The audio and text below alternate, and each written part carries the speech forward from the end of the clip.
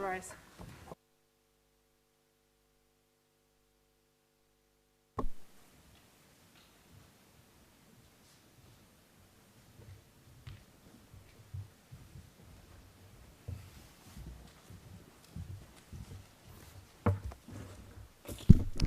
The Kosovo Specialist Chambers is now in session. Please be seated.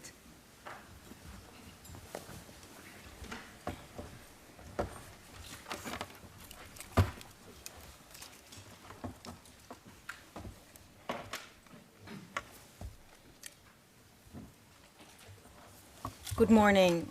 Madam Court Officer, can you please call the case? Good morning, Your Honors. This is case KSC BC 2020-05, the Specialist Prosecutor versus Salih Mustafa. First of all, I will call appearances. Please, Mr. Prosecutor, could you tell us who is present for the SPO? Good morning, Your Honors.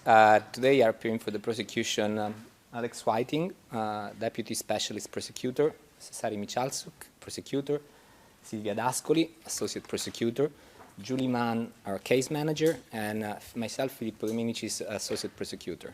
Thank you. Victims' Counsel, you have the floor. Good morning, Your Honours. Good morning, everybody.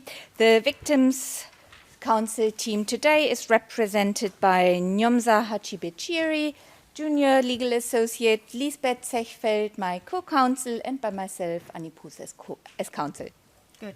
Thank you. Defense Counsel, you have the floor. Good morning, Your Honor. Defense is represented by myself, Julius von Monet, my co-counsel, Mr. Betim Shala, Fatmir Pillai, investigator and interpreter, and also in the courtroom is today Mr. Salih Mustafa.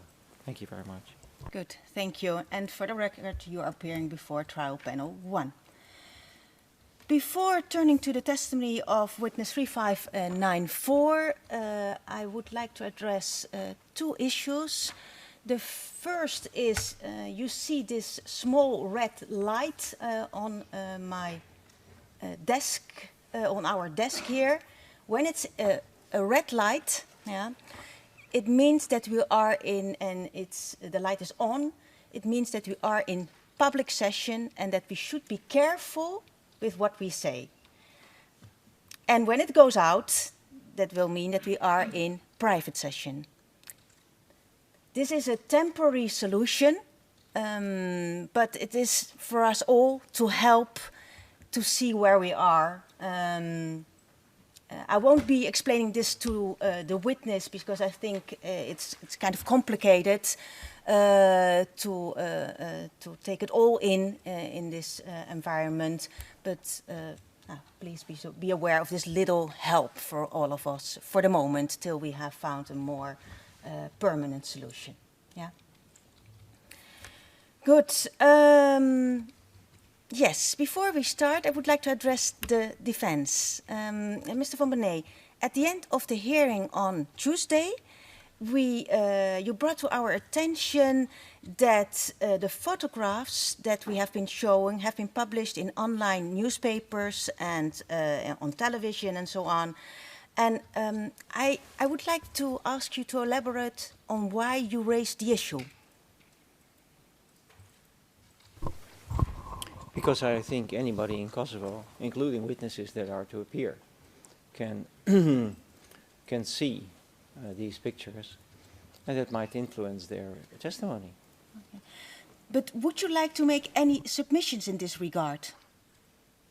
I just raised the issue for whoever is busy with that. I think, in fact, it is not good in general that when photographs of people who are to be identified by a witness at some stage are already published and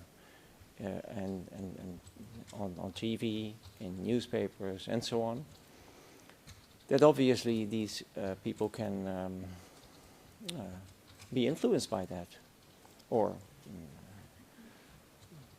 seek anything that they might want to see in a picture, and there is no other pictures that are shown, So it's obviously that if someone is standing on trial, and those are the particular documents that we are showing to a witness, that it is very possible that that the witnesses have seen them before and maybe already prepared their testimony in a particular manner regarding it, or that in fact it's not so much even the witness, that news media who are publishing it, where people are reacting on it via social media or any other comments that they can make, then I think that is obviously influencing the proceedings.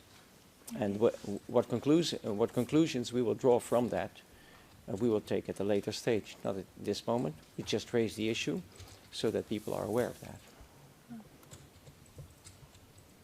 So if I listen carefully to you, you are not opposing to it because, or you are. It's better to be clear in court, Mr. Van Bonnet, what you want other people to do, because now the fact of raising it is, I would say, maybe not enough.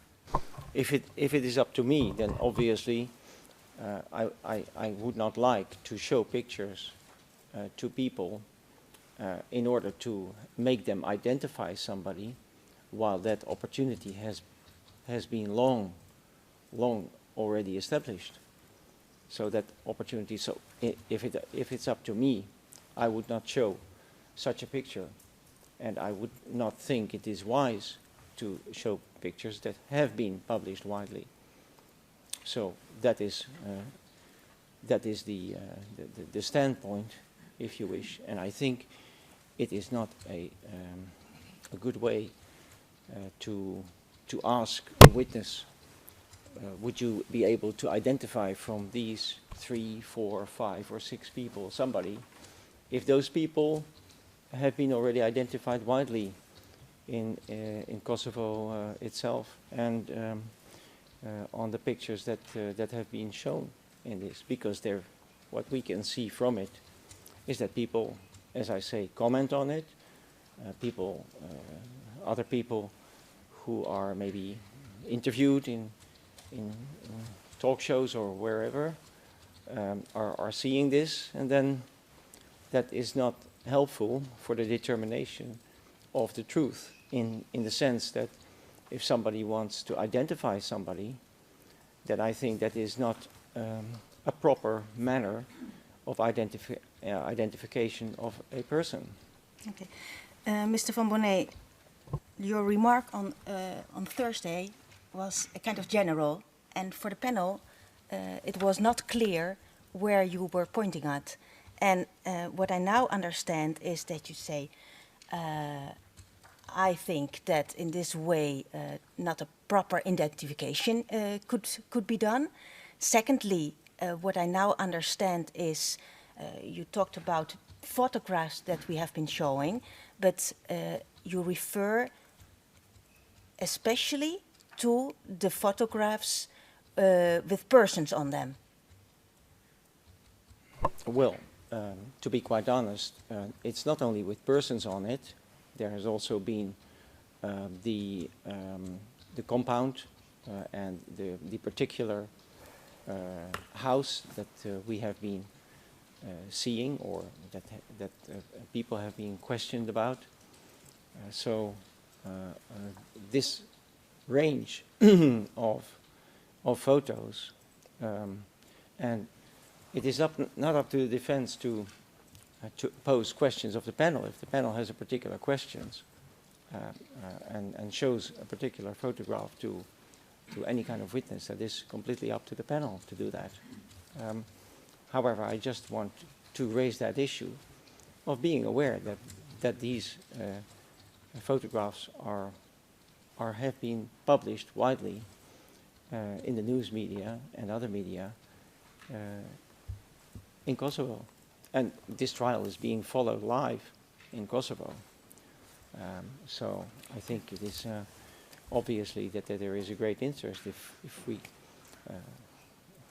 in my moments that I've been in Kosovo, it would be one of the first items of the 8 o'clock news, so to speak, Yeah. this trial. So obviously there is an interest in the coverage of this trial, and news media, they do their own work, and that work might obviously influence people who are to testify or who are testifying. Now, to make it more specific, it's not only the panel who are showing pictures with regard to the compound. That is also something done by the SPO. So you are referring to the panel, but I think that is broader. And but what I do here is that you are not making any submissions on this point. Not at this point. We do not want to make any conclusion on this right now. We just want to remind all participants regarding this issue, and the conclusions that we will draw from that, we will take that at a later stage. That is clear. What I would like to mention at this point in time is that all the pictures that have been shown to the witnesses have never gone public. Yeah? Everything what has been shown to the witnesses has not gone public. The only thing that was gone to the public is the picture shown during the opening statements the first day when the trial started. Those pictures were shown, and those pictures, they on beforehand the defense was informed that they would be shown, yeah, and you could also oppose to show them. So this is for the record, just to make clear that that is where we stand. Everything that is in the media, apparently, yeah, derives from the day of the opening statement, and does not come from the witnesses we have been hearing testimonies from in court, and it was something we discussed on an earlier moment, and that has not changed. I find that really important to share with you. Yes, but if I may, Your Honor, then Of course. The fact that I did not oppose at that time, it is completely at the risk of the prosecution to do that. And whether testimonies, witnesses are influenced by it, and that is completely up to the prosecution to do that. And that is not up to the defense. And if it is the prosecution who makes a particular a presentation about anything that they want to present their case for, then that is up to the prosecution to determine what is necessary or unnecessary to be shown. We just think that, as we have also seen, that the same pictures have been shown by the panel and presented to witnesses and are asking their reaction on it. It is obviously that people are we are not only here in this courtroom. That point was made, and we noted that, Mr. Van Bonnet. But for me, it was important to make the point. I just made. I see the SPO standing, Mr. Prosecutor. I will give you the floor now. And I also noted that at this point in time, you don't make submissions, and you see we will draw our conclusions at a later stage. Mr. Prosecutor, you have the floor. Thank you, Your Honor. Well, first off, I think that we've started with one issue, and then we've ended up conflating different issues evidenced by the prosecutor, different types of pictures, and I think there is a difference between the pictures that serve the purpose of an identification that have been shown by the panel at the beginning and the pictures of the compound showed by the prosecution. Secondly, I think it would have been appropriate for counsel to raise this matter with the witness, perhaps to ask the panel for leave, to ask the witness if he had ever seen these pictures before, because now we are, Your Honors, quite frankly, in the hypothetical, and we don't know if the witness has ever seen the pictures either showed by the panel or those showed by the prosecution. Also, some of the pictures showed by the prosecution were showed to the witnesses during their interviews with the SPO. In sum, the prosecution, we don't think that there's anything improper in the way that the panel showed pictures to the witness, and the counsel would have had the opportunity to clarify that with the witness, but he did not. And we think that these pictures retain probative value, which will be determined by the panel, but that is our submission in sum, Your Honor. Thank you. Thank you. Victims' Counsel, do you want to say something on this matter? Thank you, Your Honours. We have no extra observations on this matter. Thanks. Okay. Mr. Van Bonnet, thank you for your clarification. But do you also see the point of the panel that last Thursday, for us it remained somewhat unclear what we should do with your remark? So just for next time, if there is an issue, please raise it with us, because that's the reason we are here for. Your Honor, I was just not aware whether the panel was aware of this circulation of this material in the news media. And that is why I raised the issue. In general terms, as I say, the defense will not and does not do anything on that point. I just wanted to make sure that, and it's maybe for all the parties, that they are aware of it. And whatever we might do with that, that is each party's personal responsibility. But as from a defense point of view, I obviously think that it is that we are unhappy with things that are widely published being shown in court in order to maybe determine something without knowing that these have been widely published. And once again, I want to say this trial is being broadcasted live. There is a lot of attention in the Kosovo news media. They do their own investigations as well. They are interested in that case. And so in that perspective, we have to deal with that too. And as we are here to determine the truth of the matter, I think it is also important to be cautious sometimes, or be aware of things sometimes. Now, Mr. Van Bonnet, the panel is completely aware of that, and it's one of the most important things that we inform the people in Kosovo of what is happening in this courtroom. So that is a priority for all of us. So let that be said. Good. And if I may, lastly, Your Honor, say something on it. Obviously, it is important that people in Kosovo will be able to follow these proceedings. There's no issue with that. I just want to make sure that there's not going to be a trial by media at some point in Kosovo over my client, because I defend my client, and I do not want to have undue influence of any kind. Mr. Van Bonnet, you now repeated yourself. It was very clear, and we as a panel find it very important that this trial is broadcasted. Good. Now we proceed.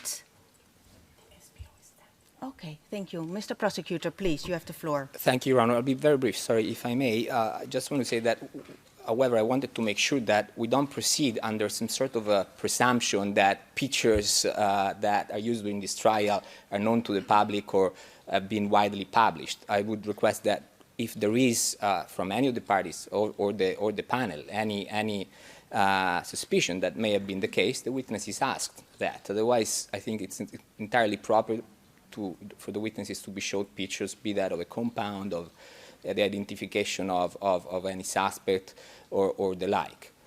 That would be I understand the trial is being publicly broadcast, but the use of visual aids is a tool at disposal of the parties and of the panel to ascertain the truth. So, and there are proper ways to ascertain whether a witness is already familiar with a certain photograph. Thank you. Good, thank you. Mr. Van Bonnet, is there something you would like to react on that? No. No, Your Honor, I think it has been discussed now Okay. in the broadest terms. Good, very well. But it is important that this has been clarified to this extent, because that can help us in furtherance of these proceedings. Good. Let's now move to the testimony of witness 3594. Can we please usher the witness into the courtroom? Your Honor, sorry, I promised this is the last time. Okay. No. You don't have to promise me that's the last time. If there's something important, please if we could move briefly into private session for these brief submissions that I would like to make to the court. Okay. Madam Court Officer, could you please bring us into a private session?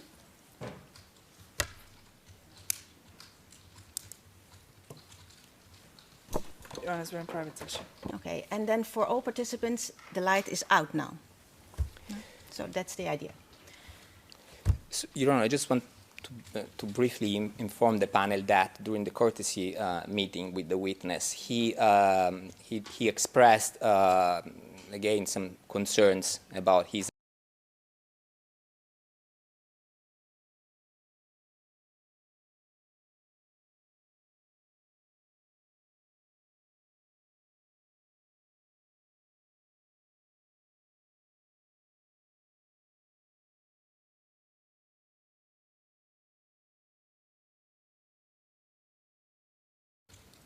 might be needed, with the panel's leave, to stay in private session a little longer than we've been used to so far. Okay. Thank you, Mr. Prosecutor. It was a consideration that the panel had already discussed among ourselves. And yes, priority is, of course, to be as much in public, but we have the protective measures we should respect. So I have seen the efforts by the parties and the Victims' Council the last week to do as much in public as possible, and the panel has appreciated that very much. So it is what it is. We have to go by witness. Yeah. Good. Madame Court Officer, could you bring us back into public? And it's noted what you've said, Mr. Prosecutor. Your Honor, we're now in public session. Okay. Court Usher, please, could you bring us Mr. Witness?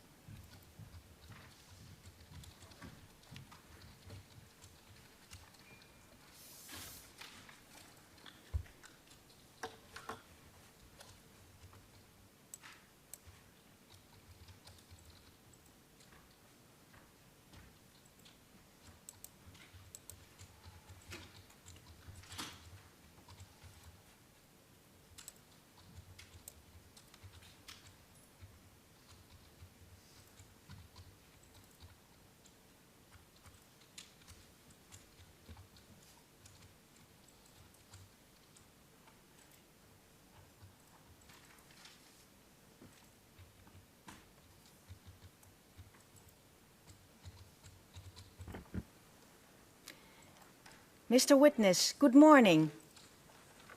Yes. Good morning. Specialist Chambers. Can you hear me? Yes, I can hear you very well. I'm fine. Mr. Witness, today we will start with your testimony, but before we do that, I have some remarks for you. Okay? I will first explain to you the protective measures that you have been granted for your testimony. You have been assigned a pseudonym, and that means that we will never call you by your real name. Yeah? We will only call you Mr. Witness. Yes? Okay. In that way, we make sure that the public doesn't know your name. You also have face and voice distortion, which means that no one outside the courtroom can see your face or hear your real voice. when you answer questions that will not reveal your identity, we will do so in a public session, in an open session. And that means that the public can hear what is said in the courtroom. Okay? Yeah? But when you are asked to describe anything that relates specifically to you, or to mention facts that might reveal your identity, we will do so in a private session. And that means that there is no broadcast and no one outside this courtroom can hear what is said in this courtroom. Okay? And if anything that is said in open session that will identify you, we will protect this information. Your testimony will be broadcast with a delay, and we can remove any such information from the broadcast that will be seen and heard by the public, and from the public transcript of the proceedings. Okay? Are the protective measures I just explained to you, are they clear for you, Mr. Witness? Very clear. And I have no problem following it. I'm going to lift a little bit the volume so that I hear better. Thank you, Mr. Witness. Needless to say, like I always say, that we should do the utmost attention to the protective measures in the course of our examinations, avoiding disclosure of confidential information in open session. To the parties, I also say, I remind you that this hearing is held in open session unless the parties or the Victims' Counsel request to go into private or closed session. I remind you of the in-court procedure, of the procedure for requesting in-court reductions, and I remind the parties and the Victims' Counsel to the usual courtroom rules about the pace of speaking. Mr. Witness, I turn back to you. You are called to testify before the specialist chambers in order to assist the panel of judges who are sitting here to reach a verdict. After you have taken your solemn declaration to tell the truth, you will be asked questions by the Specialist Prosecutor's Office, who are sitting there, then by the lawyers of representing the victims admitted to this case, who are sitting over there, and then by the defense counsel of Mr. Mustafa. And lastly, by the judges of the panel. Yes? And I would like to provide you with some guidance for answering the questions that will be put to you. Please, Mr. Witness, listen carefully to each question, and if you don't understand it, feel free to ask to repeat the question. We want you to tell the truth and to tell us what you saw, what you heard, what you experienced, what you sensed. And if you did not hear or see it yourself, please tell us and tell us how you came to know about it. You may not remember all details, and that is perfectly fine. And there's nothing wrong in saying, I don't know, or I have forgotten about it. Have you understood all that, Mr. Witness? Yes. There's also some practical advice from my part to you, and that is everything that is said here is translated by the translators sitting up there and recorded. So it's important to speak into the microphone you have in front of you, to speak clearly, and to speak in a slow pace in order for the translators to be able to do their work properly. And you should only start speaking when the person asking you a question has finished. That's really important. So you could count up to 5 in your head and then start speaking. That will be of great help. And if you have any questions, if you need a break or you need assistance, just raise your hand Yeah? Then I know that you want to say something, and then we can do whatever is needed. Yeah? Have you understood also all this? Yes. Now, as I must do with every witness, I will ask you now to read the solemn declaration to tell the truth. And I remind you that it is an offense within the jurisdiction of the specialist chambers to give false testimony. Do you understand that? Yes. Court clerk, can you please assist the witness with this solemn declaration to tell the truth? Please, Mr. Witness, read the text provided to you. Conscious of the significance of my testimony and my legal responsibility, I solemnly declare that I will tell the truth, the whole truth, and nothing but the truth, and that I shall not withhold anything which has come to my knowledge. Thank you, Mr. Witness. You are now under oath to tell the truth. We can now begin with the testimony of witness 3594, starting with the questioning by the Specialist Prosecutor's Office. Mr. Prosecutor, you have estimated 5 hours for your questioning of this witness. Please inform the panel of changes in this regard for reasons of planning. You have the floor. Thank you, Your Honor. We'll do our best to keep you updated should there be any change in our estimates. Your Honor, could we please move into private session, considering that we're now going through the witness's personal details to start with? Madam Court Officer, could you bring us into private session, please?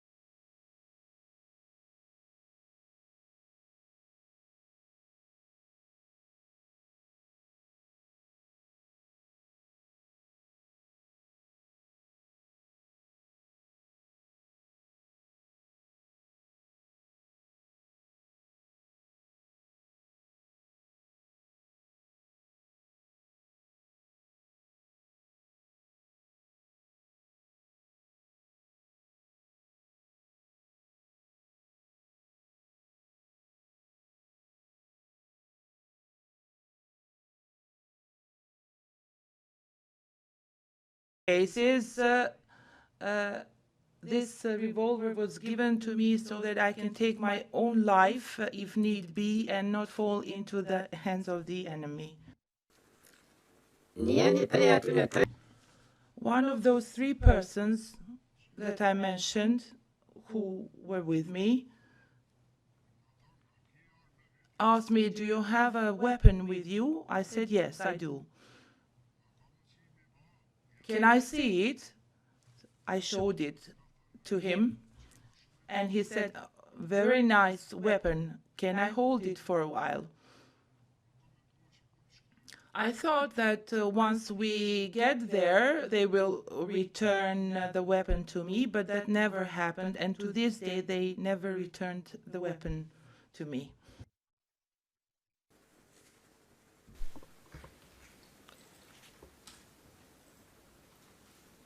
And did this happen as you were trying to free the car from the mud?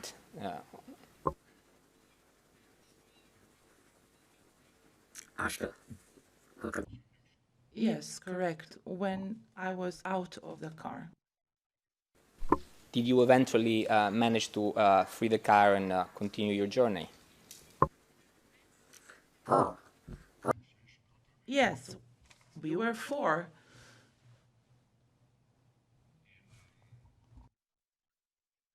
Back in the car, where did you go?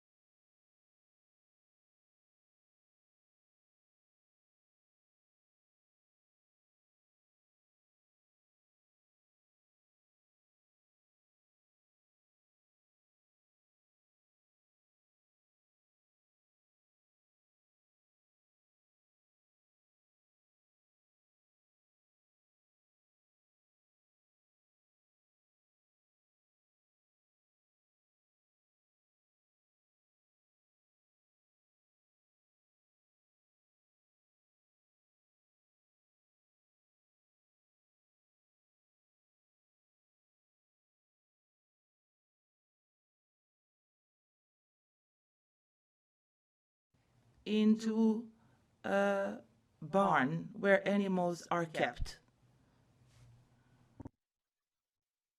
Your Honors, I believe that now could be an appropriate time to try to move into public session. And Mr. Witness, I will ask you to be mindful of that, so not to pronounce names or your name, for that matter, for the time while we are in open session.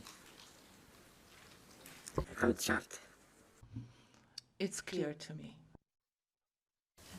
Mr. Witness, we are now going into open session, but even if we move into open session, if something would be said that could reveal your identity, we will not broadcast it and redact it from the transcript in writing. Okay?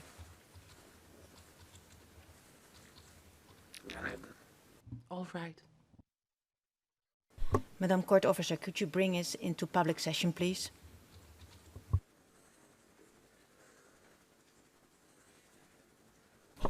Your Honor, we're in public session. Thank you, Madam Court Officer. Mr. Prosecutor, please proceed. Mr. Witness, you told the panel that you had arrived in Slash. Had you ever been to Slash before that time? No. How did you come to find out that that location was in fact Slash?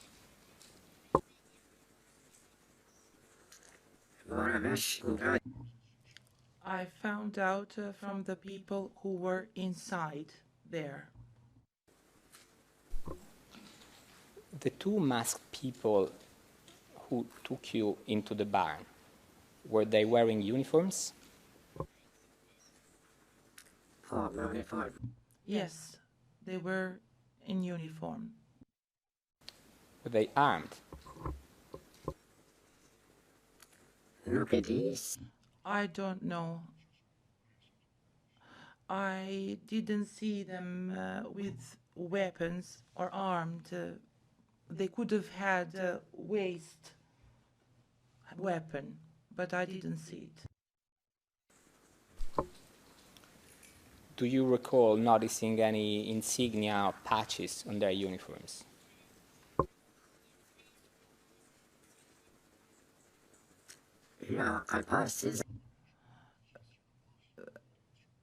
Like everybody else had the KLA insignia and the sign of the flag, nothing else. Now, from the moment you got out of the car till the moment you were put in this barn, did you notice where is it you walked through? Was that, were you in a building? Were you outside of a building?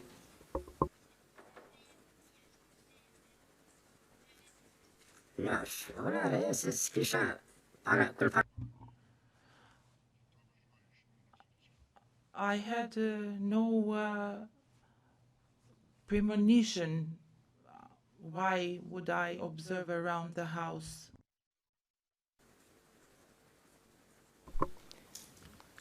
So you told us that you were put inside a stable. The entrance of the stable, was it from an outdoor area?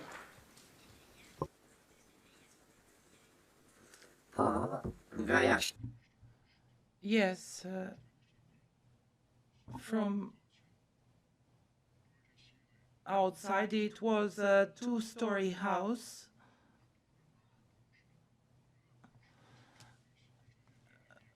Below that house, in the lower part, there was an old door. They opened the door and I entered the room. How big was the stable where you were put in? Just ballpark.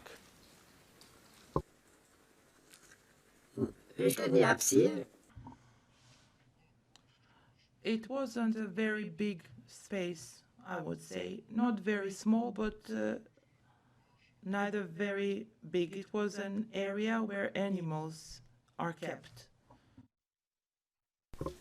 Did the stable have any window?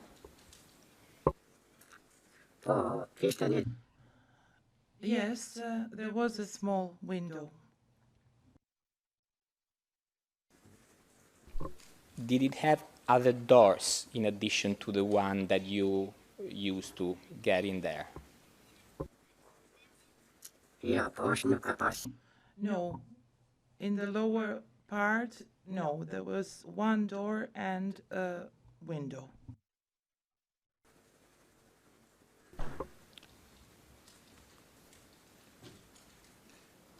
When you arrived there, did you find anyone else in that stable?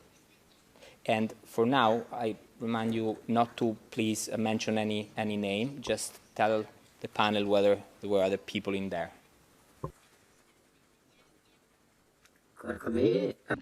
When I entered the room, there were 4 other persons there. I found them in there.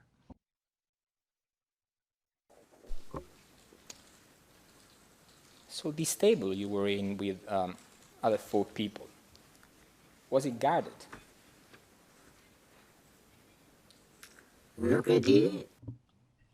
I don't know. I didn't see them. I didn't notice a guard.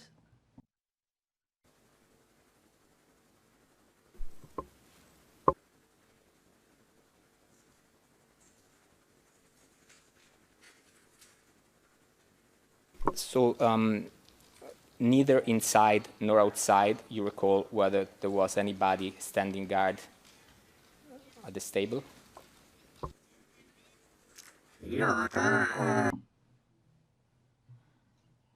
I didn't see them. However, when they would bring food and water, and they would do this twice a day,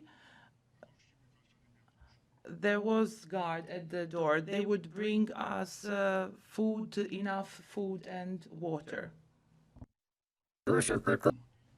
Enough in war circumstances, I mean. And I'm convinced that we were given the same food that they had for themselves. They ate the same food as us.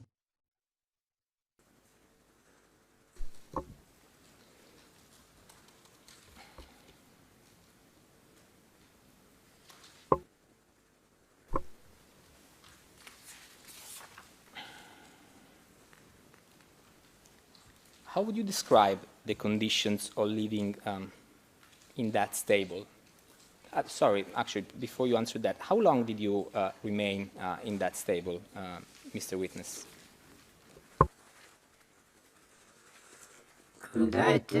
I remained there from the 4th up until the 18th or the 19th.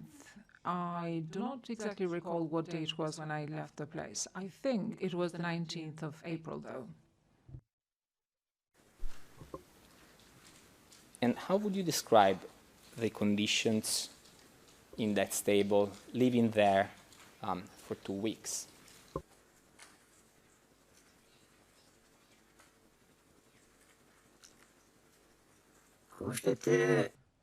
The conditions were inhuman. When when somebody enters into a place like that, so he is equalized with animals. He is not treated like persons, like humans any longer. I cannot find the words how to explain that when out of the sudden someone is taken and is sent to a barn that that person has not even dreamt of in his or her life.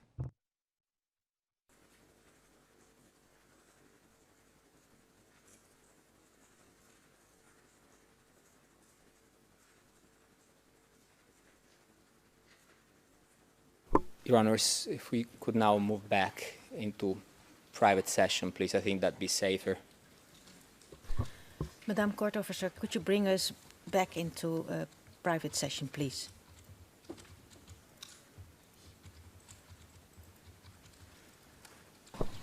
Your Honors, we're in private session. Thank you, Madam Court Officer. Mr. Prosecutor, please proceed. Thank you.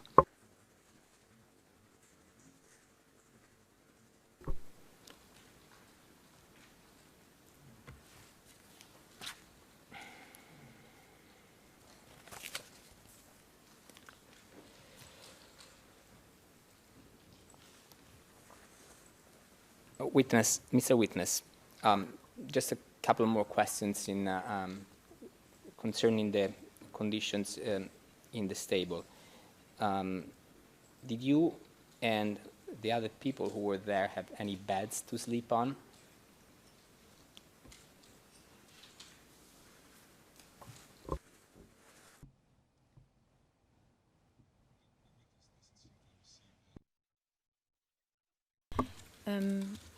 Mr. Witness, do you hear us?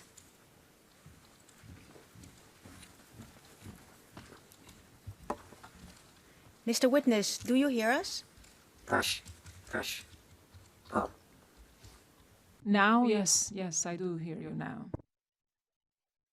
Prosecutor, I suggest that you repeat your question and then we can see if it works properly.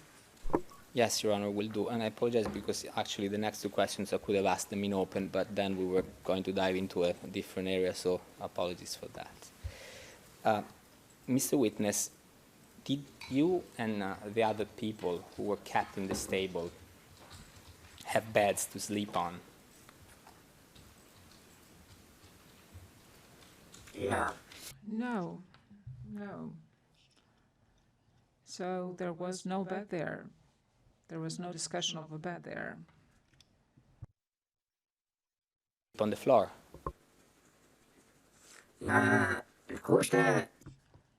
In the conditions that were found, so they brought us some hay because they had some hay outside of the building, and what we did is that we lied that down and we had some blankets as well.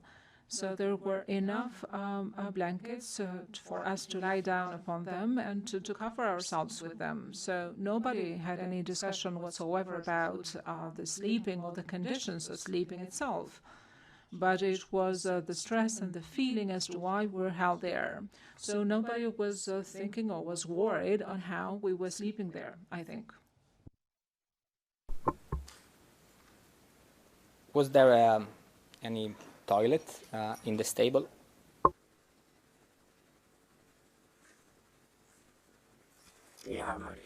No, there was not. So they would bring us a coffee, and we had a bucket as well, and within every 24 hours, we would get that bucket outside. So we would take care of our needs while we were held there inside the barn. I'm sorry, did you take the bucket outside, or was it emptied by any of the guards?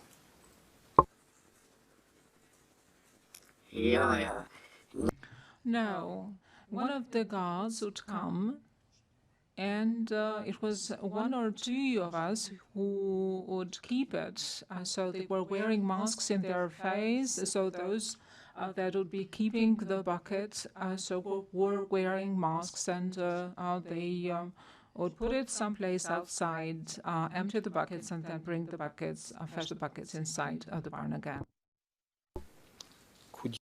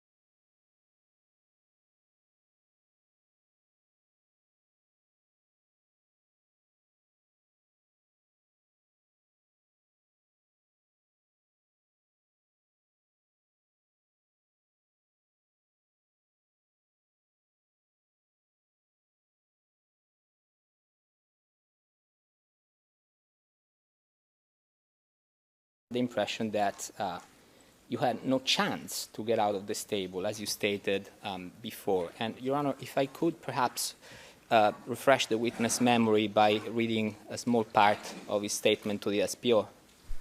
You may. If not, I would have done it myself. Yes. Yes.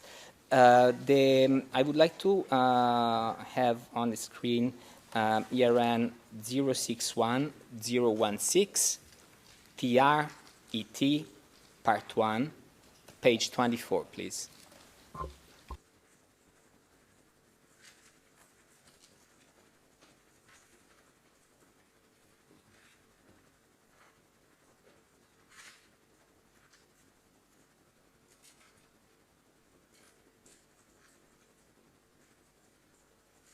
Now,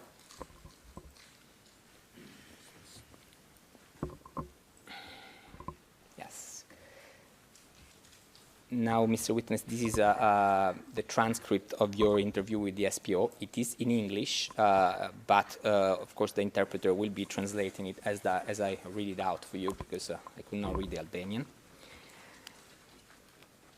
Now, you were telling the prosecutor that after a week you had been taken upstairs. And the prosecutor asked you, is this the first time that you were called out of the room, out of the stable?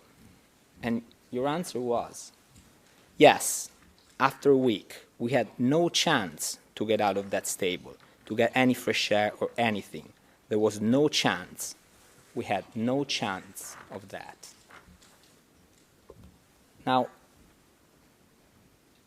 perhaps, does this refresh your recollection as to whether you were actually let out of the stable? Is it possible to make a clarification, Mr. Prosecutor? You asked me. You asked me on whether it was possible to go to slush, and I can say it. That there was no chance whatsoever for myself or any other person in that room to leave from there. And that we could not escape from there. And so I was just telling you that we would take care of that within the room, within the barn. Or once or twice, I had the possibility to go to the toilet. So when the prosecutor asked me in Pristina, the question was on whether you could escape. I mean, when it comes to the escaping part, that is clear to me. So, and it's true again that I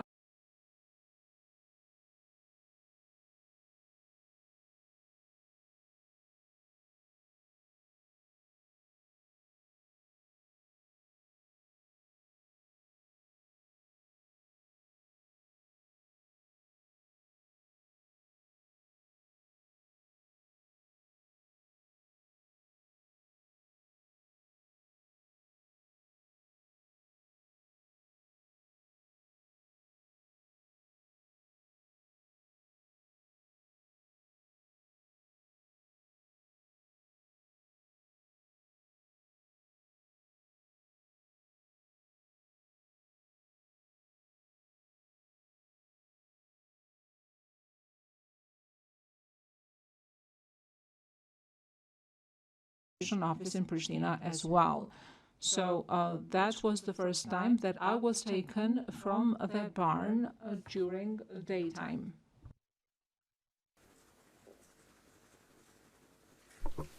Thank you for that.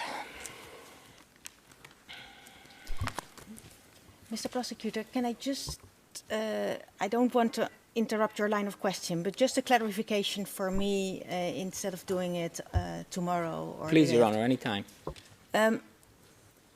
Mr. Witness, for my understanding, could you leave the barn and go back home anytime you wished when you were there? No, there was no chance I could leave the place. There was no possibility like that. It was not possible. Mr. Prosecutor, you have the floor. Thanks for clarifying that, Your Honor.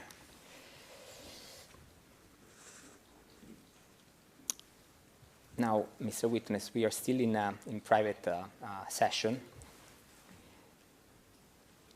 During your time in the stable,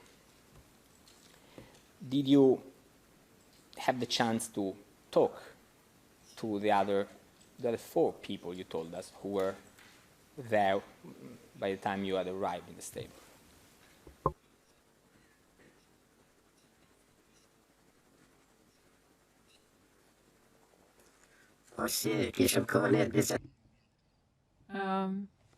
Yes, we had time to discuss plenty of it. You told us that 4 people were in the stable when you arrived there. Was anyone else brought in after your arrival? Yes. After about 7 or 8 days, another person was brought in.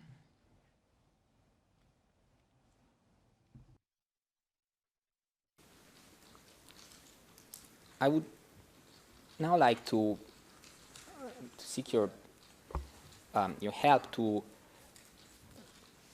if possible, to go through who were the people who were detained with you there. And I remind you that we're in private session, so it's now okay to say names to the extent that you recall. So do you remember, can you tell the panel, who were the people, the 5 people who were detained with you there?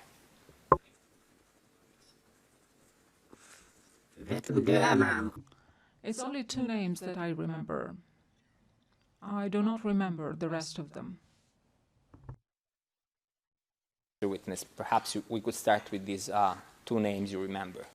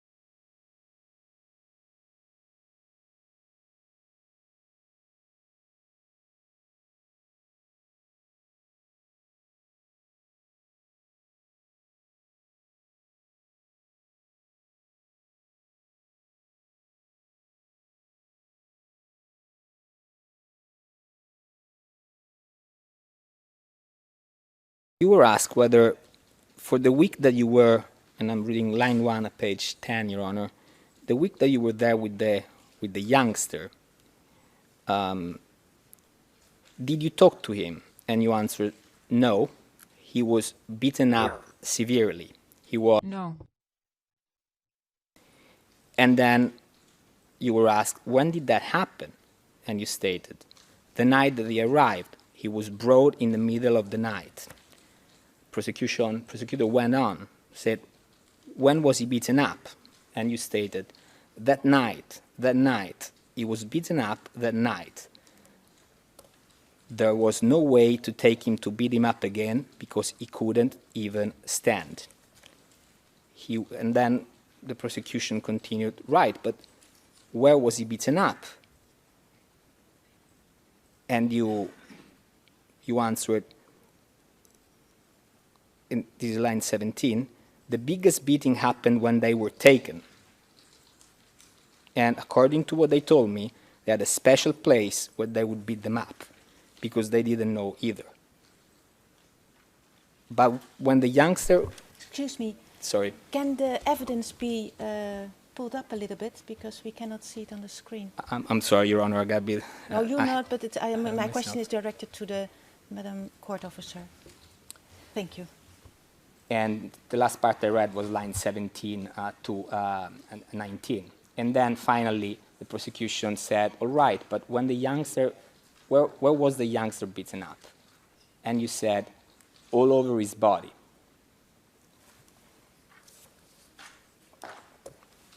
I think this is perhaps enough for now. Mr. Witness, does this refresh your recollection about people being taken away or out of the stable during your stay there?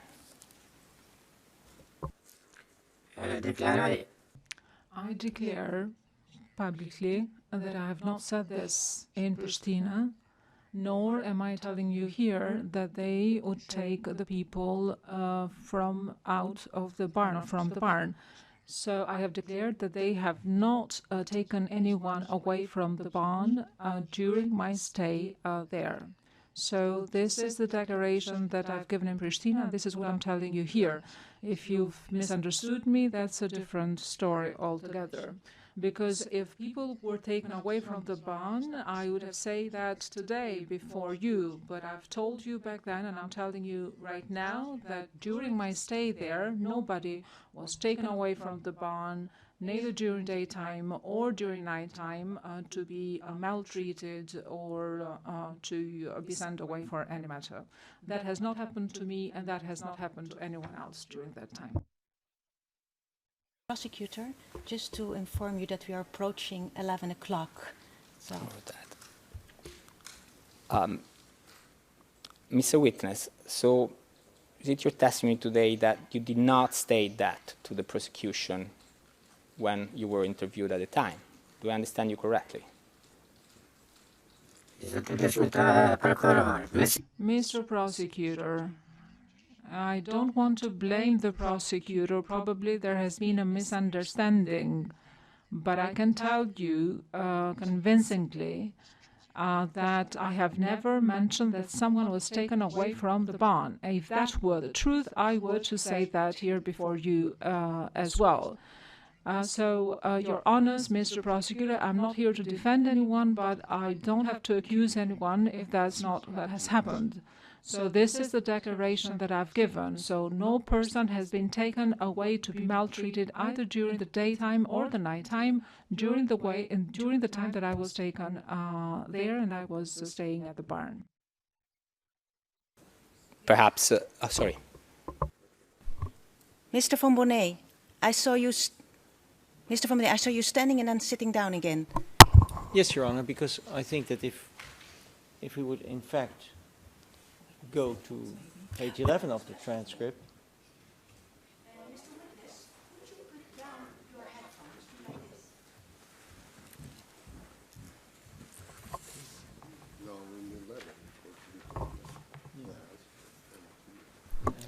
please? Mr. von Bonnet, please, you have the floor.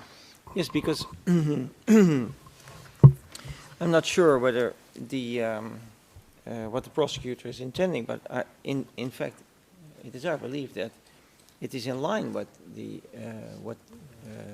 gentleman stated, in fact, even on page 11 of it. I'm not, Mr. Fomenet, I'm not hearing you quite well. So maybe you could Can you hear me now? Yeah. a little bit more into the microphone, Okay. because I'm not understanding it well. Yeah. I do not believe, the question that the prosecutor is asking is whether he stated something else to the prosecutor in Pristina than that he does here. But if we just read a little bit further on the same text, then I believe it is in line with what the witness actually said. So maybe we could just extend it a little bit, or maybe you didn't see it. Just, you know, I think it is not that the gentleman here is stating something else, or that he in fact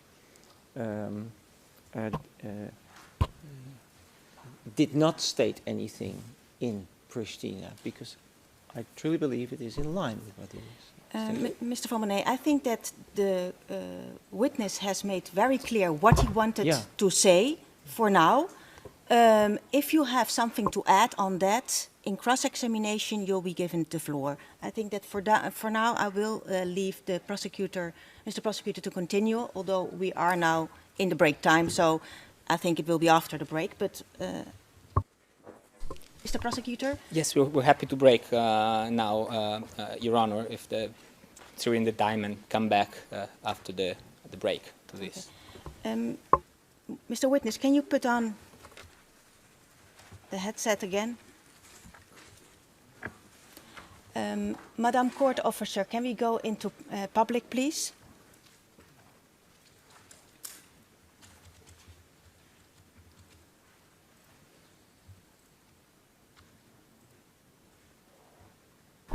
Your Honor, we're in public session.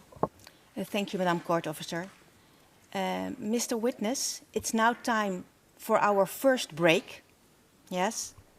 And I will therefore ask the court usher to accompany you in exiting the courtroom, and we will see you back in half an hour at 11:35. Okay?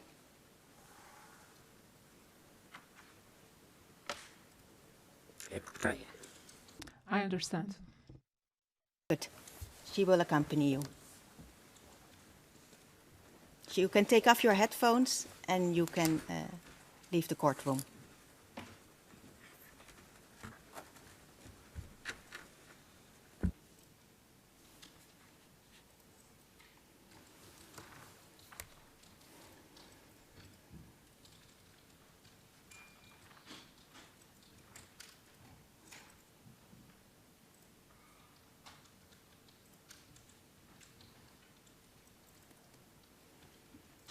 Mr. Prosecutor, I see that you are still standing.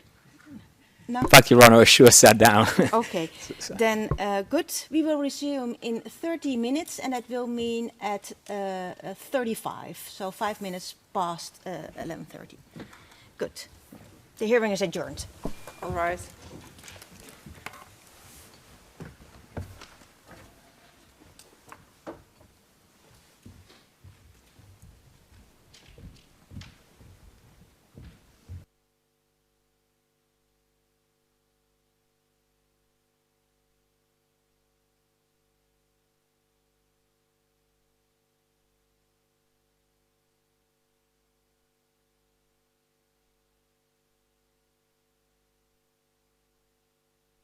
All right.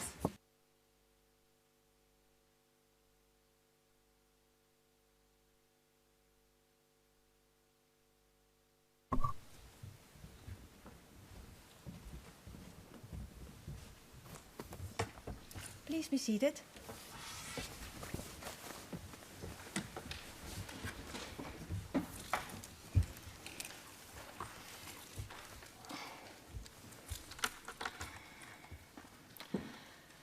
Okay.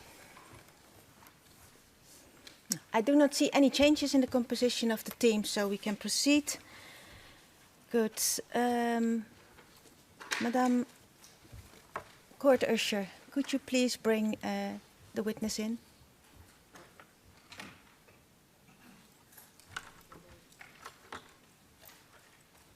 Thank you for the light.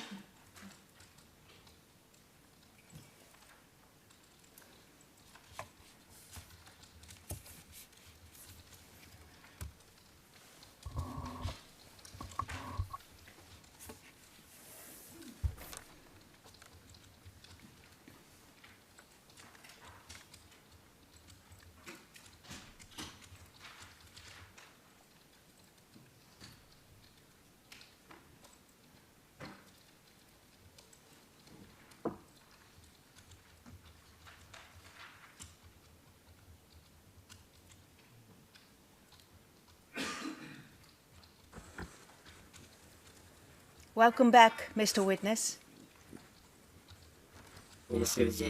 Thank you. Mr. Prosecutor, I give you the floor to continue with the examination of the witness. Thank you, Your Honor.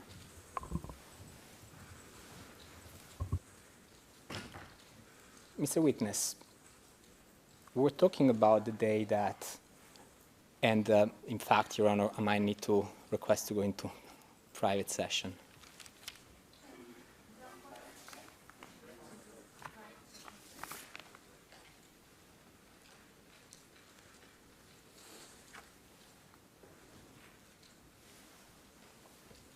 Microphone for your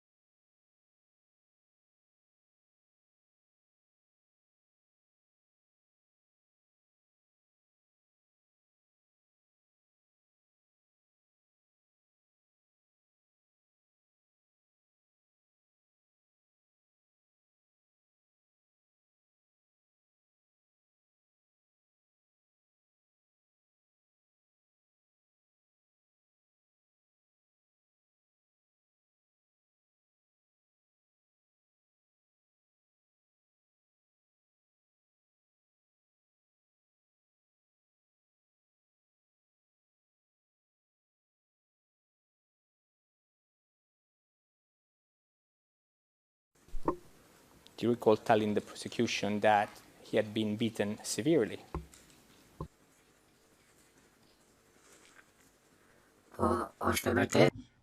Yes, it is true that I said that because he could not stand up. He could hardly stand up. Now, when you arrived in the stable, did any of the other detainees there tell you if they had experienced any beatings?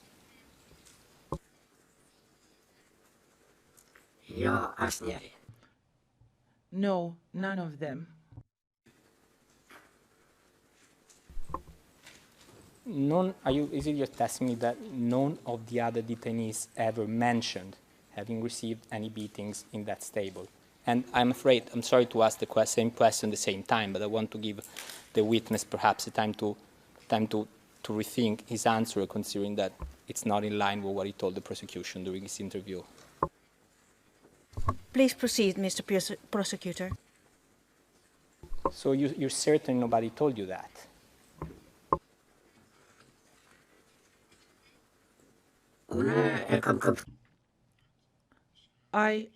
understood myself because during those 2-3 days they didn't have any signs or marks on their hands, legs, head.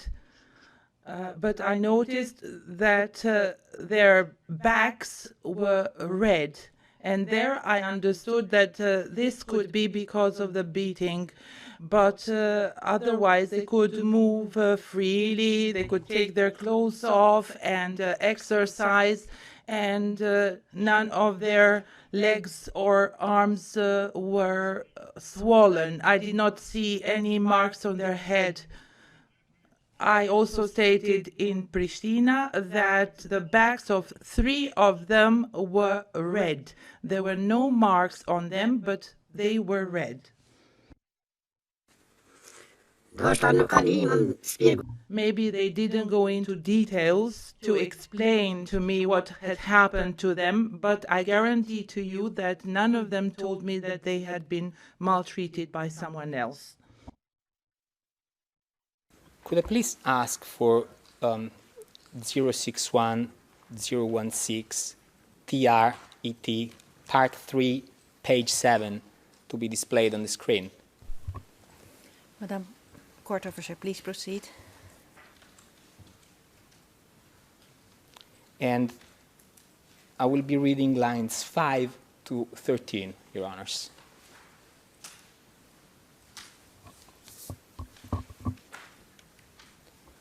So the prosecutor asked you, Mr. Witness, what did they tell you happened to them? You stated, you answered, they had been there before myself. I don't know for how long. Before myself they were there. Then the prosecutor continued. So what did they say would happen to them when they were taken out of the stable and upstairs before your arrival? You answered, bad beatings. Beatings that were so bad that they thought they said like a beaten animal. Beatings that were so bad that they thought actually death would be better. And the prosecutor then continued, and we are line 15 to 17. Right. And who did they say did this? They took them during the night, and they said that they had masks on. Now, Mr. Witness, as you can see, what you told the prosecution during your interview is quite different from what you're telling the panel today. Does me reading this portion of your interview somewhat refresh your memory as to what you said about this? I would like to clarify something, Your Honor, and Mr. Prosecutor. I'm quite aware of what I said. It is true.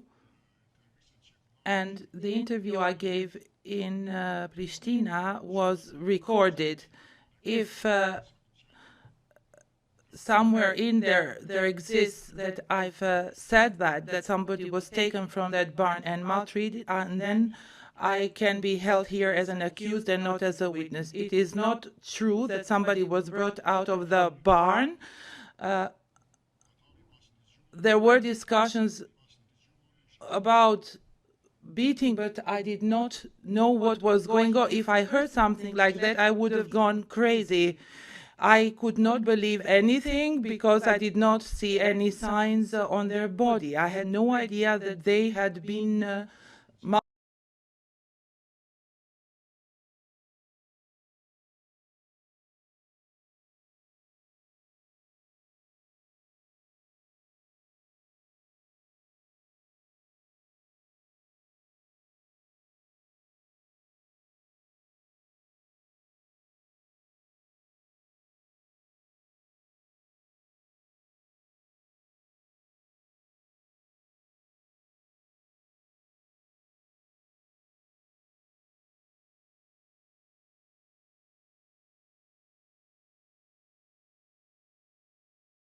then.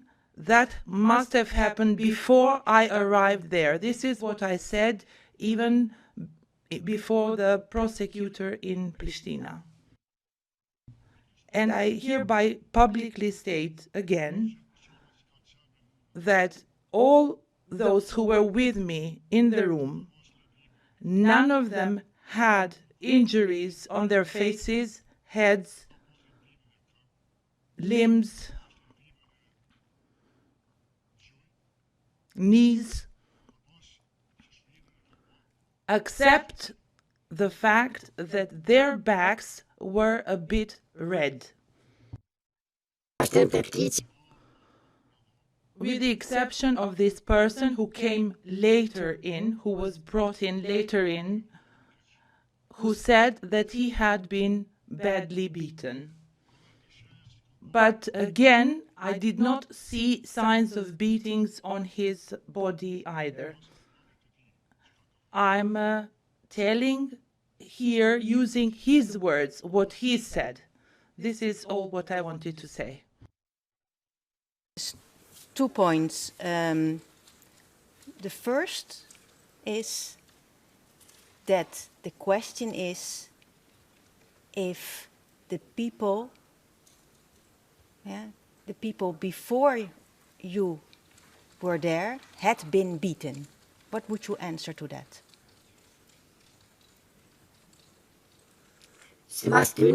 According to them, yes. Before you came in, they had been beaten. Had they been... Let me finish my... because if not, we get a mess here. Excuse me, I have an objection.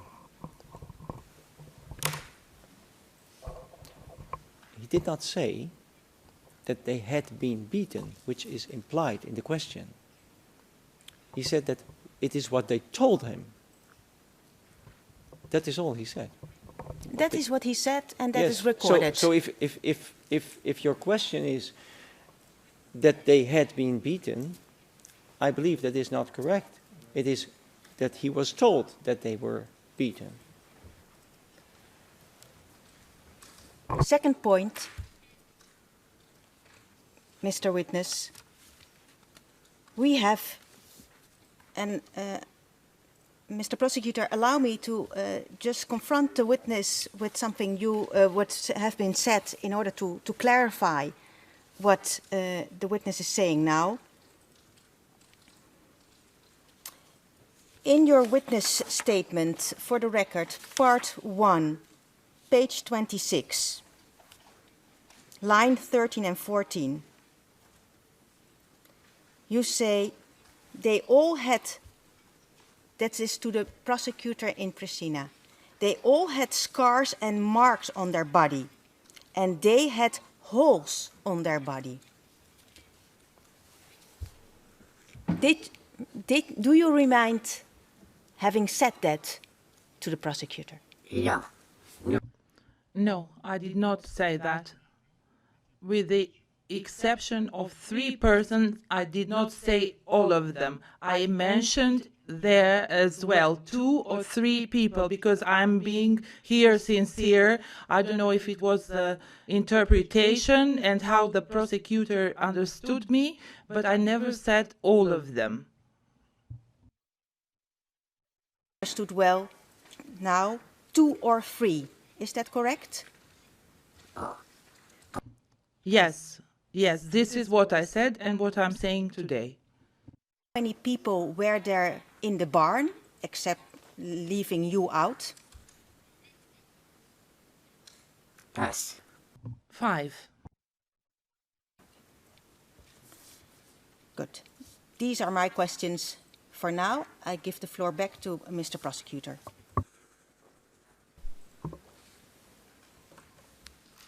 Mr. Witness, just going back to Madam President has already asked you whether you learned from the others that they had been beaten, and you confirmed that. But you did say that they were beaten so bad, they told you they had been beaten so bad that death would have been better. Did you not say that? Because as you said, we do have the video recording of that interview, and I'd be happy to show it to you if you think that could refresh your memory with regard to that statement of yours.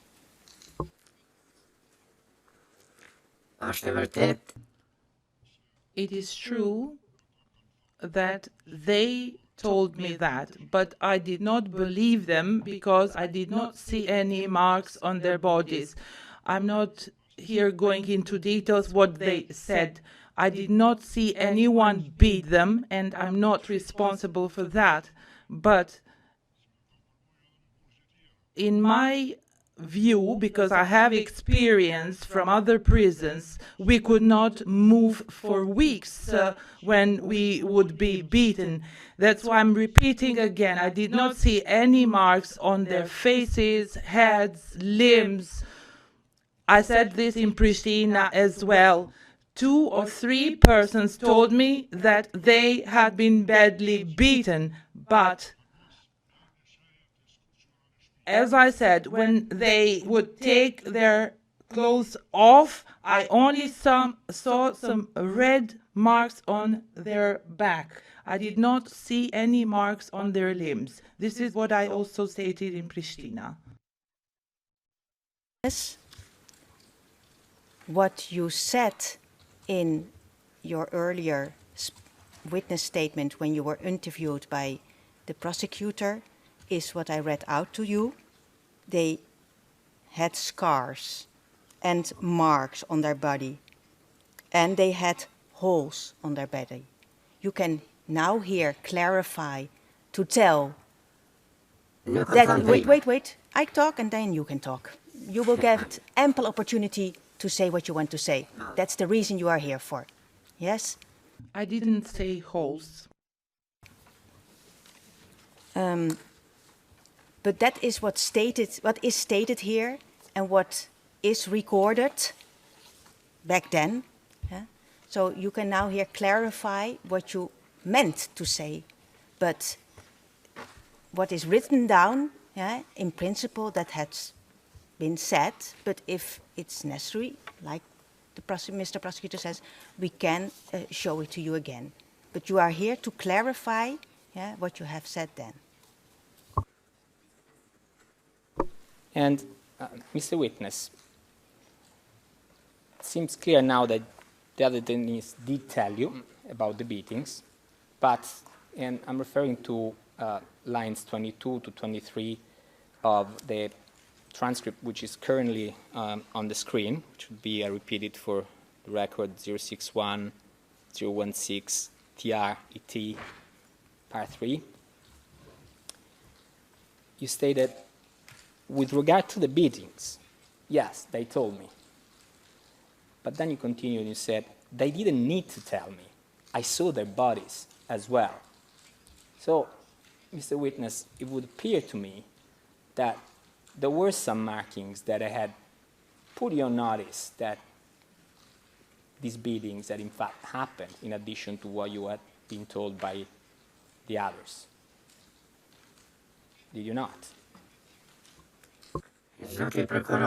Mr. Prosecutor, I'm hearing this today for the first time about holes. I said they had marks, signs, but I did not say holes. But you did tell the prosecution that you saw markings on their body, saying that you didn't need to tell me they had been beaten. I could see that. That's what the transcript said. So it's not holes. But were there markings that showed to you that these people had been beaten?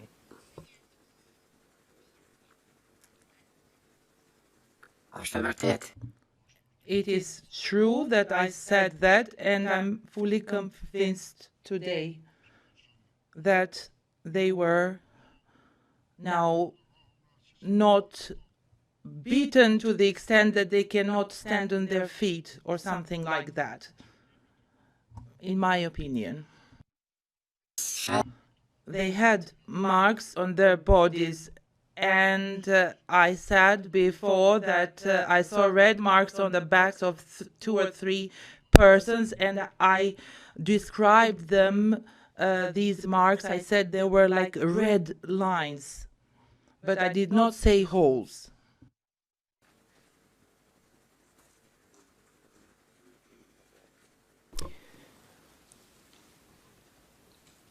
Were you afraid during the time that you spent in that stable, Mr. Witness?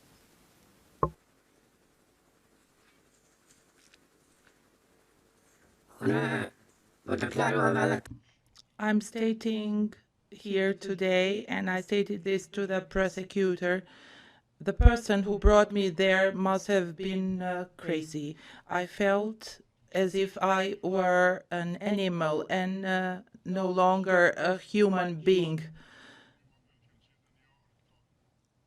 I don't know how I could feel when suddenly I found myself in a barn, in a cowshed.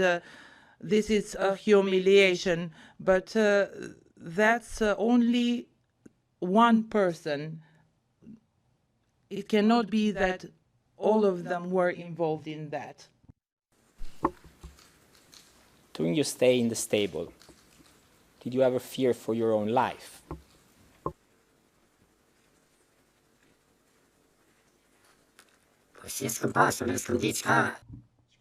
Of course I had, because I didn't know what would happen in the evening or in the morning. There was no explanation given to me.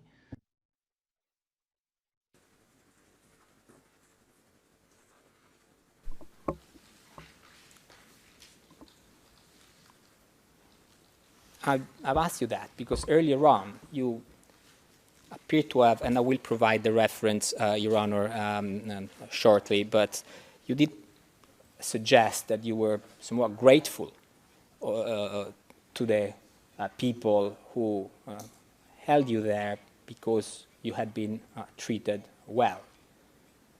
Do you maintain that you were grateful and you had been treated well during your stay there?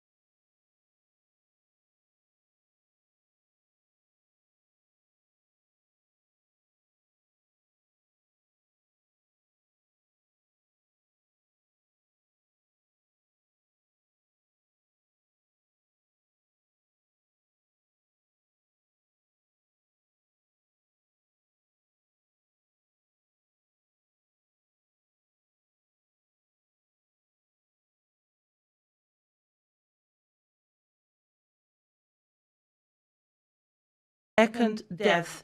My first death was caused by the Serb occupier, and this was my second death, which was even more grave than that of the Serbian occupiers. For me, it was very difficult to find myself in a barn and to be treated like an animal.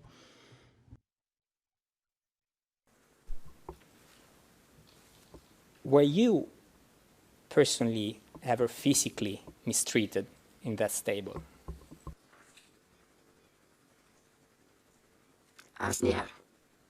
Never. No offense whatsoever, no beating, physical beating or threat from no one.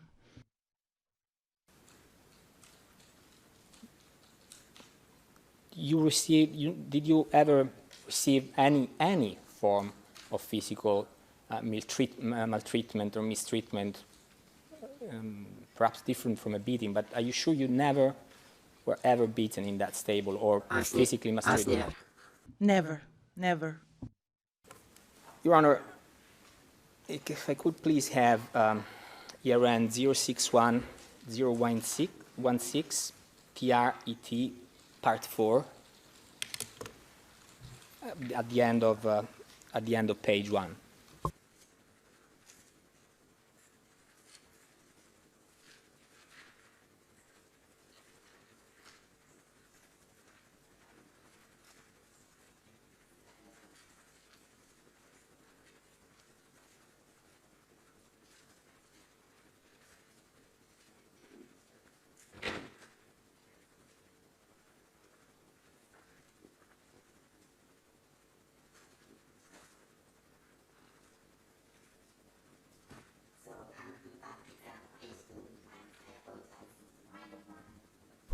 fact, it's page 2. And if we could go to page 2 and lines 7 to 10, please. So the prosecution was asking, you were discussing about some form of beatings that you had observed, in fact, and we'll get to that, of the other detainees. But then you stated, line 7, yes, they hit me as well. They said, put your hands out. And there was no explanation there. You couldn't have asked for any explanation as to not put your hands out. I could have not put my hands out. Do you recall a time where somebody came in and asked you to put your hands out?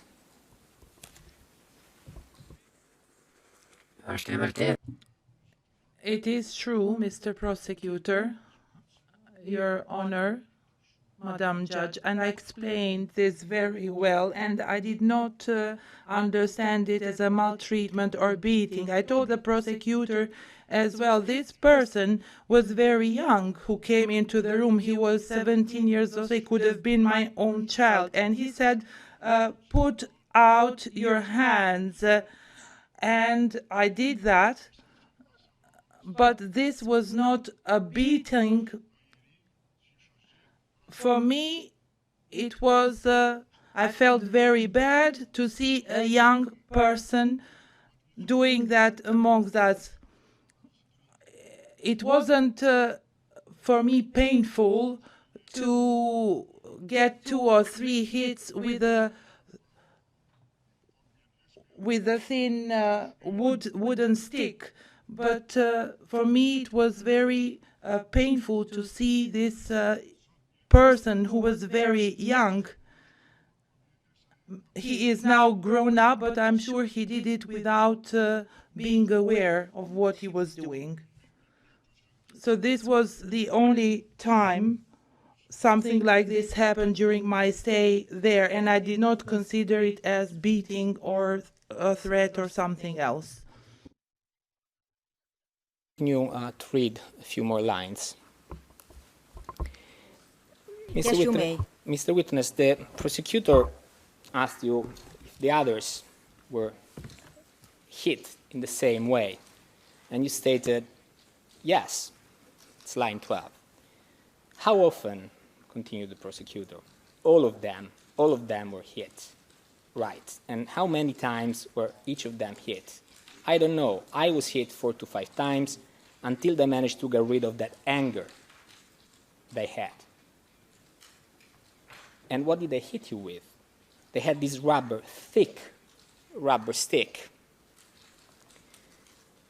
Right, so you were hit 4 or 5 times.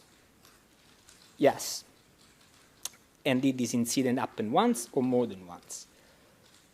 No, to me it happened once. It could have been that it happened another time, but no more than that.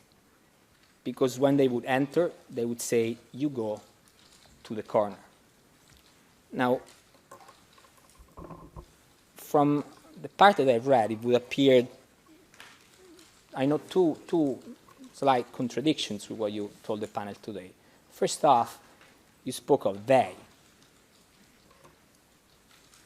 You say they continued until they managed to get rid of that anger that they had.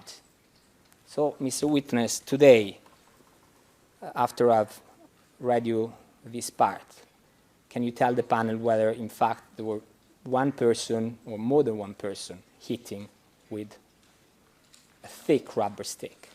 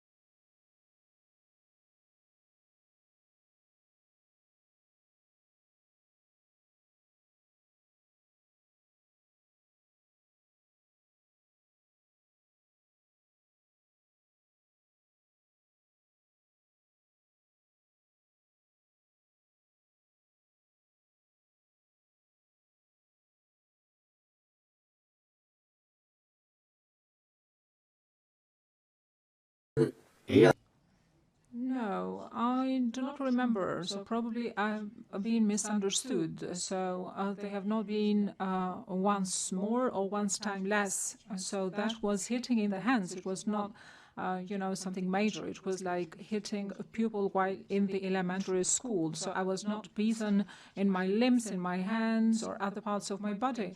Like I said, that person was very young, and I treated that person like my kid. I had no anger whatsoever. I just was sorry about him. I was not sorry about myself. And like I said, that was something that only happened once. And that happened to everyone else. There was no difference towards myself or others. There was just one person. So about the stick, I don't know whether it was a rubber stick or a wooden stick, but it was very light. So I didn't feel any suffering or pain at all, although my hand is damaged.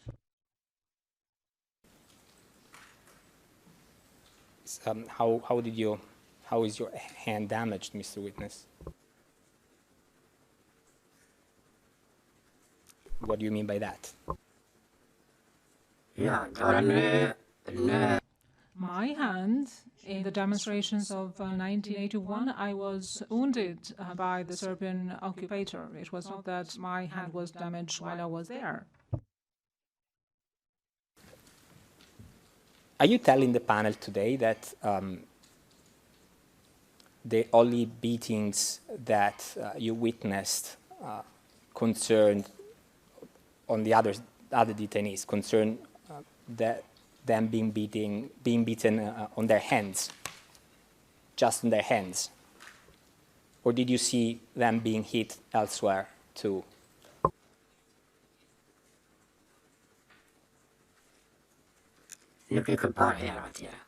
I have not seen other times.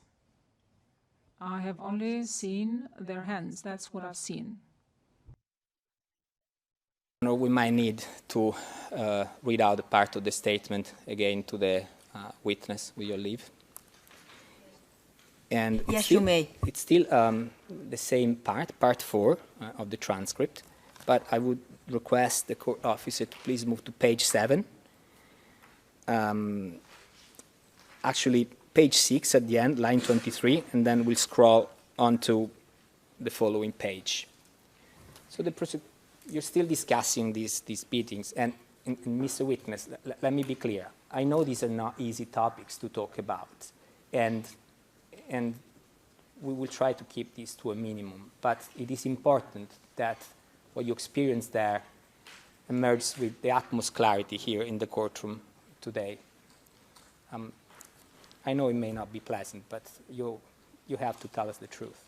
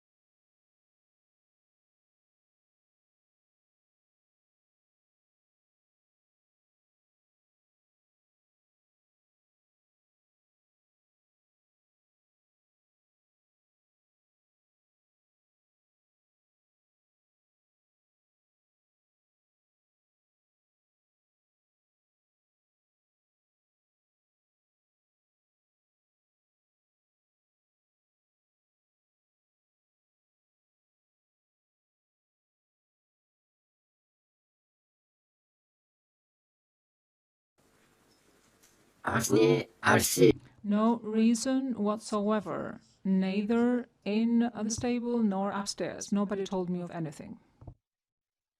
This time, we've discussed at length, you had been told by other inmates about the mistreatment they had received. Were you not?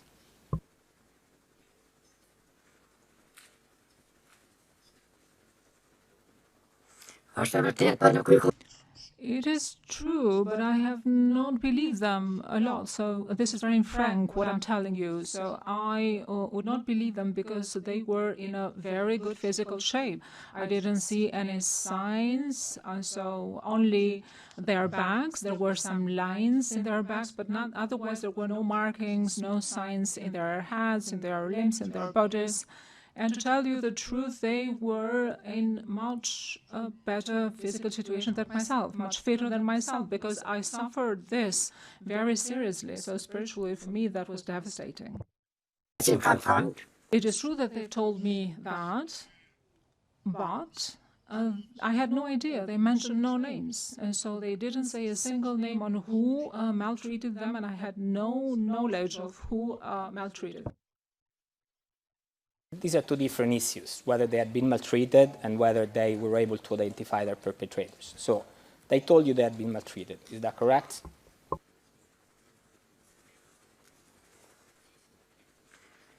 It is correct. So they told me that they had been maltreated, and even seriously. What didn't quite believe the extent of the mistreatment they received as they were telling you. That's what you just told the panel. Is that right?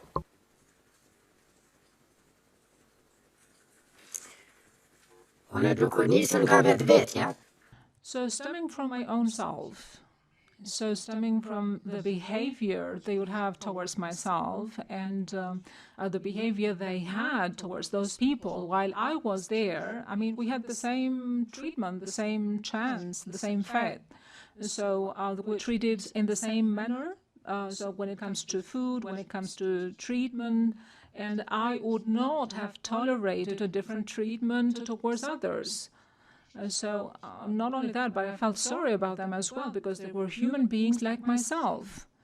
However, when it comes to believing to their recollection of what had happened in the past, so I had no illusions, I had no idea about that because I did not suffer anything on myself. Because, like I said, there were only these two cases that I mentioned that I was there in the barn. Because if they were maltreated during the time that I was there, or if one person was taken away from the barn and was sent somewhere to be beaten up, I would have gotten the impression that they would do something bad to these people.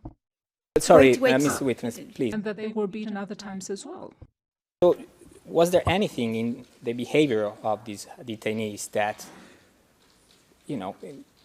would lend credibility or not to the stories that they had told you about the treatment they had received?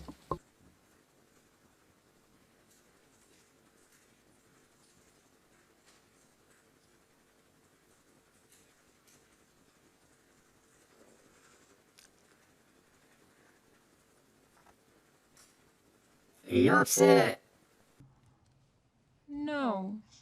It's not that I would not believe them because they would not tell the same thing. So everyone would have their own story to tell. So they would aggravate the things. Like I said, the telling was not similar. And this would give me the impression that what they were telling me that had happened upon them were not true. And given that I didn't see any markings, any signs of theirs in their heads, in their bodies, I couldn't get to that conclusion. Round off this topic by reading a few lines to the witness. I would like to have 061016 TRET Part 3 on the screen, please. And I will be reading to the witness lines 18 to 22. Page 6.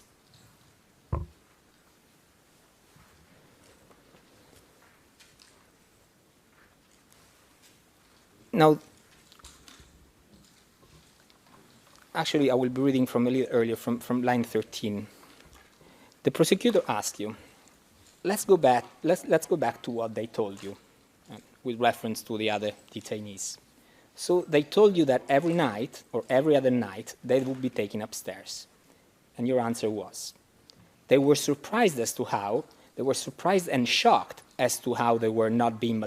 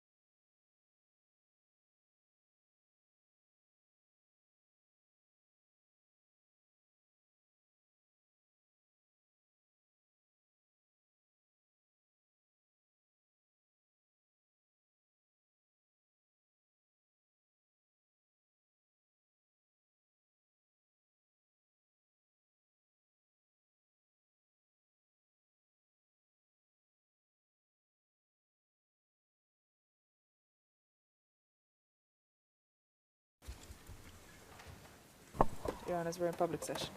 Thank you, Madam Court Officer. Mr. Witness, it's now time for the lunch break. We will resume at 5 minutes to 2:30. I hope you will get a rest for a moment, Mr. Witness, after these intensive moments of testifying in court. We see you back later. I will ask the court usher to accompany you out of the courtroom.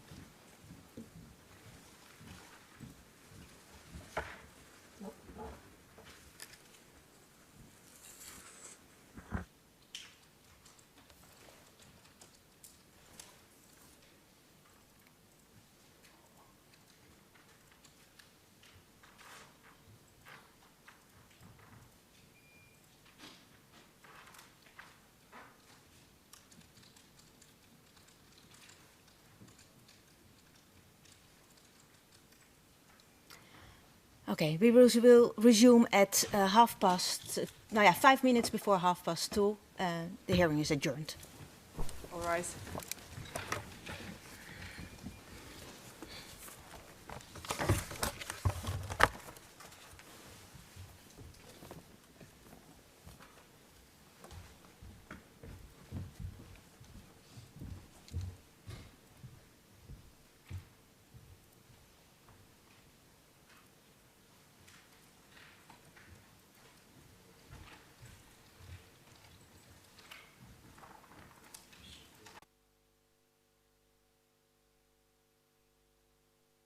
All rise.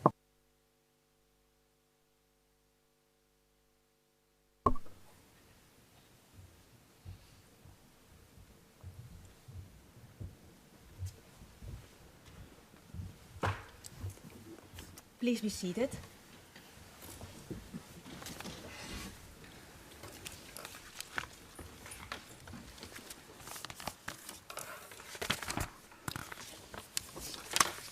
Madam Court Officer, could you bring... Oh, yeah, that we shall start with. Appearances for this afternoon session. I look around and I see the same faces, and at this part too. So, good. And then now I ask Madam Court Officer, can you bring us into private, please?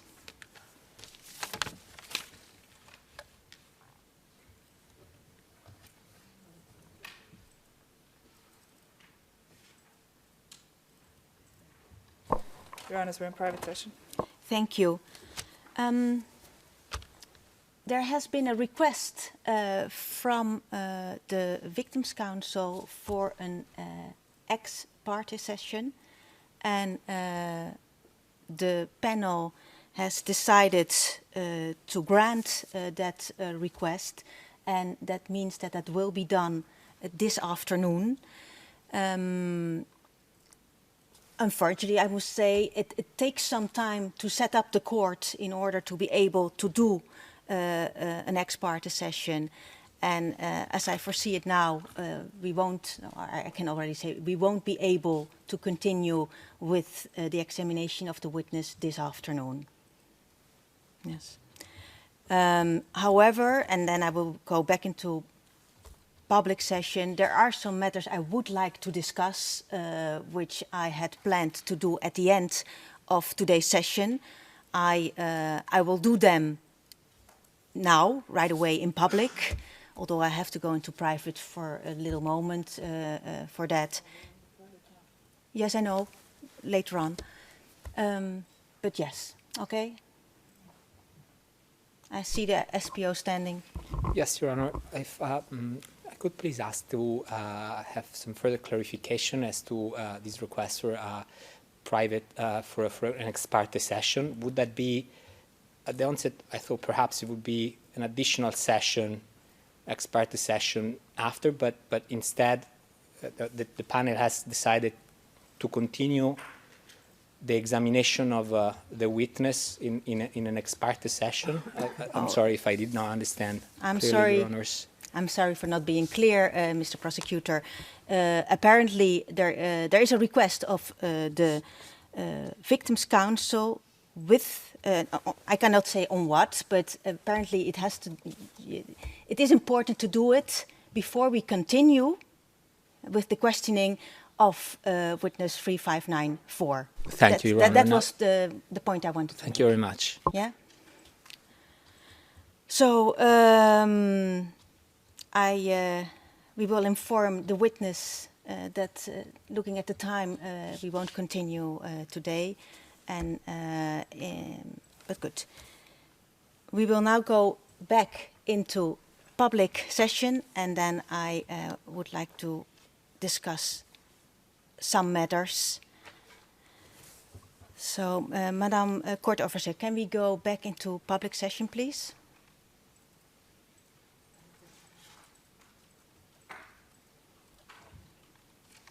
Your Honor, we're in public session. Thank you, Madam Court Officer. Let me see, yes. To start with, that is a question or a point, an issue that I would like to discuss with the prosecution. That is regarding the order of witnesses for the month of November and December, and a possible change of that order. The panel has taken note of the SPO submission on the revised order of witnesses for the month of October, November, and December. That is filing 229. Yes. And we have been informed, and we as the panel, by the registry that in the following months it will not be possible to hold a fourth session on any given day. And therefore the panel will only be able to hear the testimony of one witness per week, unless the time indicated by the SPO for direct examination does not exceed 2 hours per witness, in which case 2 witnesses could be heard within the same week. However, having taken note of that 2 witnesses should be heard together, the panel proposes to follow the order proposed by the SPO, with the exception of witnesses 4391, 4390, and 4676. And the proposal of the panel, and it's a proposal because we cannot look into availability issues, of course, and other possible reasons, is to hear witness 4676 between 17 and 19 November 2021, and the testimony of witness 4391 and 4390 between the 22nd and the 26th of November. And the reason for the proposed change is that in the week of the 22nd of November, the panel has at its disposal, as communicated with the parties and the Victims' Council, we have more than 3 days at consecutive days to hear the witnesses. So that if we would hear 2 witnesses, we would have more availability. Also taking into account the proposed hours of direct examination by the SPO. And that would mean that due to the current allocation of time for court hearings, witness 4485 will probably be scheduled to testify between the 13th and the 15th of December, according to the schedule we have. And then witness 4601 and 4484 will be probably heard in January 2022. So for now, and I don't expect you to react on the spot, but for now this is our concrete proposal with regard to 3 witnesses. Thank you, Your Honor. We take note of that. Okay, good. The second issue that the panel would like to discuss also concerns the SPO, and I would like to ask Madam Court Officer to bring us into private session, please.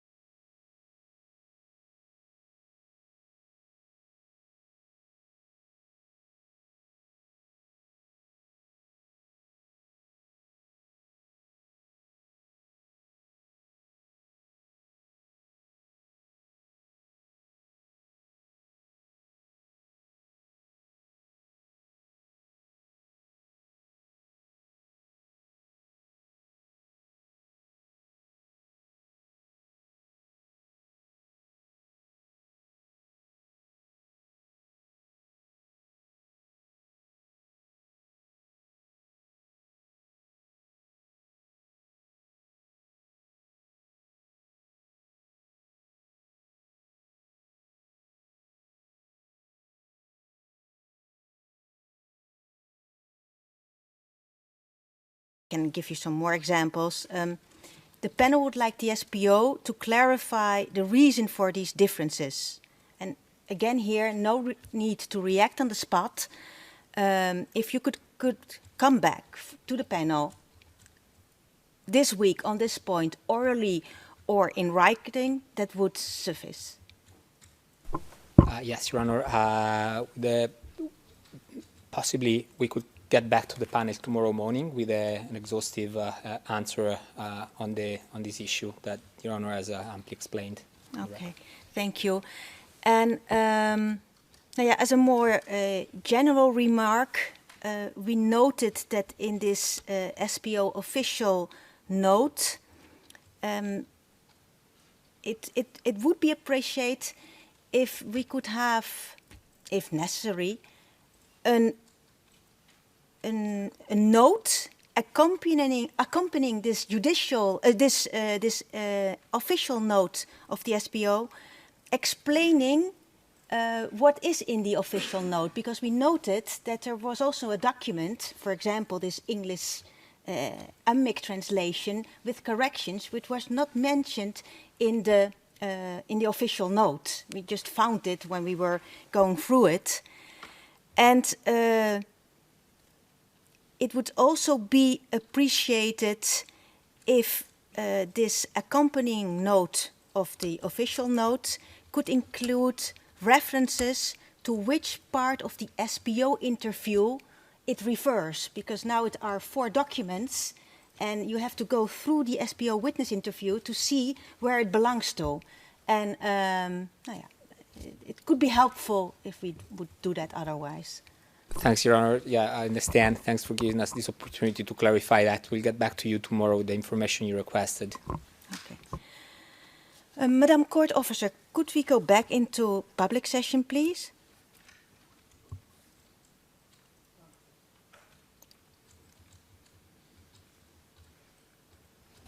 Your Honor, we're back in public session. Thank you, Madam Court Officer.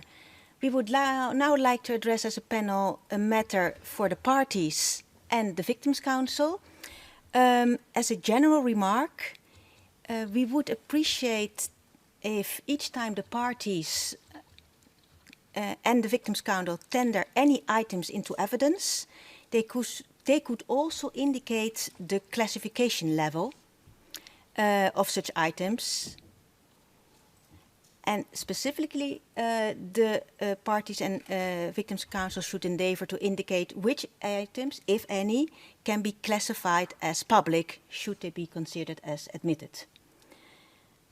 And on this issue, I will now give an oral order for the SPO. The SPO is requested to inform the panel by Friday, 12 November 2021, which items, including in filing 201, including any items referred to by the accused in his SPO interview, can be classified as public, if any, should they be considered as admitted. And the SPO is further requested to indicate by Friday, 15 October 2021, which items, including in filing 228, can be classified as public, if any, should they be considered as admitted. This concludes my oral order. And then there is one last issue, and it's again the SPO. Following the SPO request for reclassification, filing 230, the panel has ordered the reclassification as confidential of the 4 filings as indicated in that filing.